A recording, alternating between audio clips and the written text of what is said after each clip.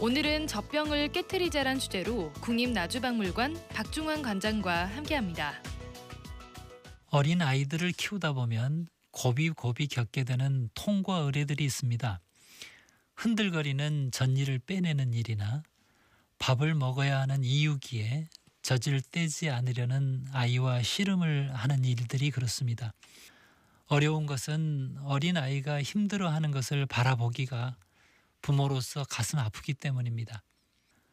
아이가 언제까지나 우유병을 물고 다니려고 하던 무렵 누군가의 조언을 받아서 다소 충격적인 방법을 썼던 기억이 납니다. 아이가 보는 앞에서 플라스틱 젖병을 망치로 깨뜨려서 쓰레기통에 던져버렸던 것입니다.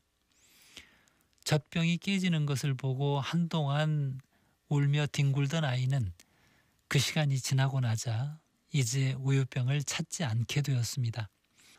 학교를 졸업해서 자립할 나이가 되었는데도 부모에게 경제적으로 기대어서 하는 캥거루족 이야기를 자주 듣습니다. 일본에서의 조사에 따르면 20대 캥거루족의 상당수는 40대의 중년이 되어도 부모에게 계속 의존하는 중년 캥거루족으로 살아가게 된다고 합니다. 일자리가 부족하고 젊은 사람들의 생활 환경이 척박한 것은 사실입니다. 하지만 어렵다고 해서 부모들이 아이들의 인생을 대신 살아줄 수는 없는 노릇입니다. 부모에게 의존해서 살아가려고 하는 자녀 문제에 대한 책임에서 부모 세대는 결코 자유로울 수 없습니다. 위험의 징후는 아이들이 학교에 다닐 때부터 나타납니다. 요즘 대학가의 풍속도 가운데 흥미로운 부분은 대학생 자녀의 학업이나 진로 문제 때문에 상담을 하러 오는 부모님들 이야기입니다.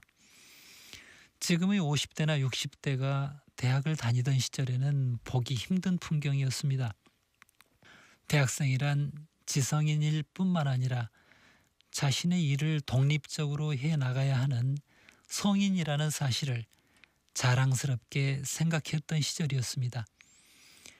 대학생이 된 자녀들에 대해서까지 끝없는 보호에 매달리는 것, 이것이야말로 캥거루족이 성장한 토양이 아니었을까요?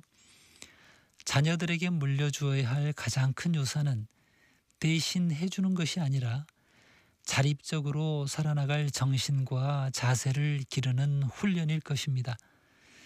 지금의 왜곡된 문화를 바꾸지 못하는 것은 교육체제나 사회 환경의 문제 이전에 부모 세대 스스로의 자각과 의지의 문제라고 보입니다.